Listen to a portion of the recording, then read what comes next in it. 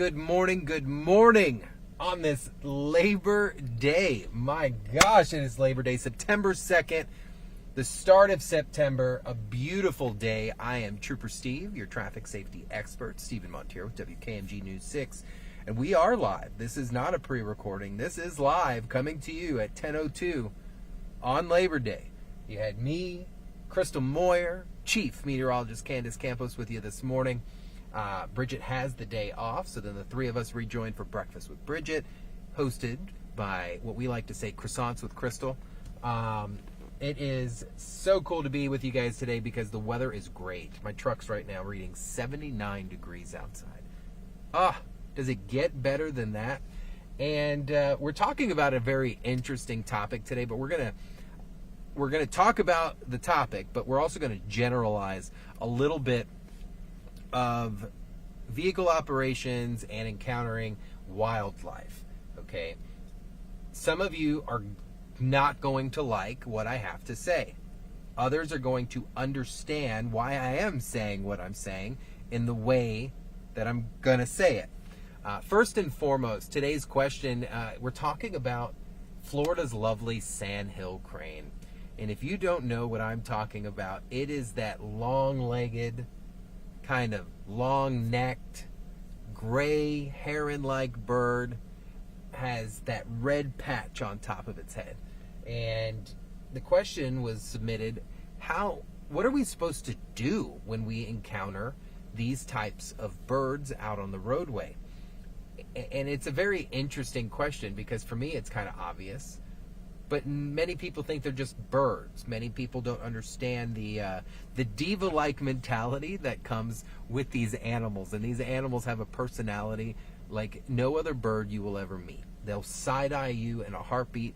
They will stare at you knowing that they're in your way. Almost like our dogs will sometimes do things when they know what they're doing is just horrible. But the funny thing is, I've got one right here to the front left of the SUV of, our Results One truck here, along with, I'd show you the left side camera, but it's not looking the best this morning, which is not overly pleasing. But this morning when we first pulled up to this neighborhood, I took some video, and I can show you that video. It's actually really cool. So we were driving down, and boom, I encountered some right in the roadway here. They're not going to move, guys. Let me be the first to tell you. Sometimes even honking your horn isn't probably the right thing to do. If you could simply approach these animals slowly, these long, huge-legged neck birds, and then if there's space, slow your speed dramatically and then go around them. Sometimes they're going to move. Sometimes they are not. You can see here, as I'm going around these birds, these Sandhill cranes, I'm being extremely cautious about it. Why? Because their personalities are sometimes fairly aggressive, and they can come at you pretty quickly. So you want to make sure that you don't disturb them too much, and you come around them carefully. Just like here, I'm approaching them from the opposite direction. They move to the other side of the road a little bit closer, and I just cruised on by, which is what you should be doing. So we're going to drive around this neighborhood a little bit here because I want to show you that they're out and about all the time, guys. And specifically early mornings. Why? Because the bugs out in people's yards are rising to the surface. The sun is coming out. They can start to come out and do their thing. Look at here. This is such a perfect morning because they're all over the place. So right here, as you're driving, you'll always find them usually in residential neighborhoods, but look right here. So there's three of them walking. There's a younger one here. These animals do find mates, and then their pairing is for life. And then they raise their young out in these residential type neighborhoods. They're all over the place. But they're just birds doing their thing. But there are laws that protect these birds, and I want to talk about that because this is not just your normal type of crane. This is not something that, all right, there's a bunch of crows out in the road, you can go up, disturb them a little bit, they're going to move out of the way, and you can continue. You are required by law to use extreme care with these animals. you are required to treat these animals as a threatened species because the state of Florida has them designated as such. So even harassing them to a point where you're shooing them away, you could be committing some type of violation. So let's talk about what those violations are and what Florida law specifically talks about it. Let's get turned around. We'll head back the opposite way so we can be around the birds for a little bit, add a little visual to this whole thing, and talk about it. But while we make our way that way, when I was a trooper, listen, when I was a full-time road trooper, I worked some nasty crashes where the animal got away. Meaning, middle of the night, a deer is popping out in front of your car, you don't know what to do, and instead of taking proper maneuver or proper defensive maneuvers with your vehicle, you end up swerving and overcorrecting so hard that the deer moves on their way and you're wrapped around a tree. So this is the part we're going to get at where I know people are not going to like what I have to say, but my job is to protect you the person, you the driver, the passenger, to give you the opportunity to survive certain things.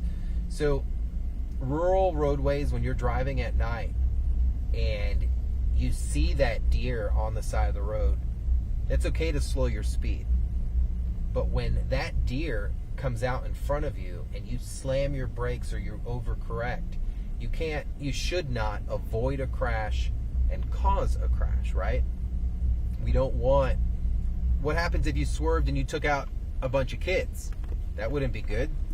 If you swerved and you went into someone's house, that wouldn't be good, because I know I'm going to get slack for this. It's an animal, okay? I love animals more than anybody, but we need to think some sense into this. So what we teach is go into it. I've hit a deer, 2 of them, and I'm telling you to continue the momentum of your vehicle and strike that animal or whatever that animal, I'm going to just stick to it, I'm really nervous talking about this, is going to be a lot better than you swerving and then going off and overcorrecting and ending up into the shoulder. Okay? Now, it's a little different with circumstances you can't avoid, right? So you react, or when it comes back to these Sandhill cranes, you should not be bothering these birds under any circumstance. And when I say any circumstance, I mean these birds should be left alone, like you when you're hungry. Like, you should not want to associate with these animals under any capacity. And it's a really big deal when I'm saying this, is because they are protected under Florida law. You can see them hanging out in the roadway out there. My camera is not frozen. They are. They're just chilling there. They're doing their normal things that they do, and they do tend to hang out in the roadway. You're going to see some pedestrians walking with me over here on the left-hand side. Technically, they should probably move up into the sidewalk, because I'm telling you, these birds can be aggressive. They're loud. If I would see if they start going off in the distance here, making some noise, you may hear them, probably not. So let's talk about them and why they are protected, right? So they are covered under the federal crane is protected under the U.S. Migratory Bird Treaty Act and the state designated threatened species by the Florida Endangered and Threatened Species rules. So meaning they got bodyguards, guys. They are protected by the state of Florida. And they are pretty hefty fines that go up with stuff like this. So you can go to jail for messing with these birds. You can receive a fine up to $500 to $1,000. So how do you properly avoid these animals? Look, you want to approach them, and you want to approach them slowly. These guys aren't going to move. So look at the one looking at me. He's like, yo, hey, bro, hey. So we're going to sit here for a second, because the truck's too big for me to go on that left-hand side. Stretch it out. Look at him stretching. Look at him stretching. I love these things. So we're going to move to the left-hand side of the road. This is a residential road, okay? Obviously, we can scoot him a little bit. No, he's going to walk in front of the car. Excuse me, guys. Sorry, and this is what you want to do. You don't want to aggressively approach them. You don't want someone aggressively approaching you, right? So, all right, they're going to move. We're going to switch cameras here to the side so we can see the distance here. And they're just hanging out. You want to pass them slowly. Oh, they're fighting each other. Relax, guys. No reason. It's a beautiful day. No reason to argue. And then there's a few more up into the curb. So not only do we have to watch out for kids, but we need to watch out for these birds because these birds are endangered. See, there's some more hanging out right here. And it's Florida. So any of you guys that are new here to our beautiful state, we have so much to worry about. I was leaving the house the other day. There's a full-size coyote on 46A at the intersection of Reinhardt. What he's doing at the intersection, I don't know. But those are the types of animals we have. We have raccoons. We've got alligators. All sorts of different wildlife that roam here. Bobcats, panthers. And you think I'm crazy, you need to open up your mind because these animals are present within our communities. We must be aware, and we must make common sense in the moment decisions. And I know that's really hard to say, but there are going to be times that the crash is unavoidable, but there's going to be other times where you need to make the decision of whether or not can I avoid this animal, or is it a better situation for me to continue my momentum? Imagine doing something overzealous out on the highway. Imagine if we're out on 417 or I-4 and an animal ran out and you decided to just shift lanes really hard and you slam into 3 cars. Next thing we know, we have a 10-car pileup because, oh, I can't believe I'm going to say it, because you swerved out of the way of the cat. You swerved out of the way of the bird that ran into the road. And I know what I am saying sounds crazy to some, but I have to think in the big picture of things. And you need to make those decisions right then and there. Even when you're by yourself, is it worth it swerving into the woods to avoid a deer? Your car is going to get wrecked either way. I'm concerned about you, the driver. We are taught in advanced driving that when an animal, a deer, suddenly presents itself, when a cow suddenly presents itself, it is much more wise and tactical driving to continue the momentum of your vehicle, maintain control, and go through it, rather than me slamming my brakes and ending up in the wood line with an overturned vehicle and the animal gets to walk away. I'm not saying it deserves repercussions for putting me into the wood line, but I'm saying we need to think in a practical kind of sense. I know I'm going to get hit on this. The more I talk, the more I want to close my mouth. But I'm just trying to keep you all safe. When it comes to Sandhill cranes, you are not allowed to harass or engage with them under any capacity. They are a migratory protected bird by the federal government and a threatened species protected by the state of Florida. They're loud, they're sometimes annoying, they're beautiful, but hey, we can say that about a lot of things in life, right?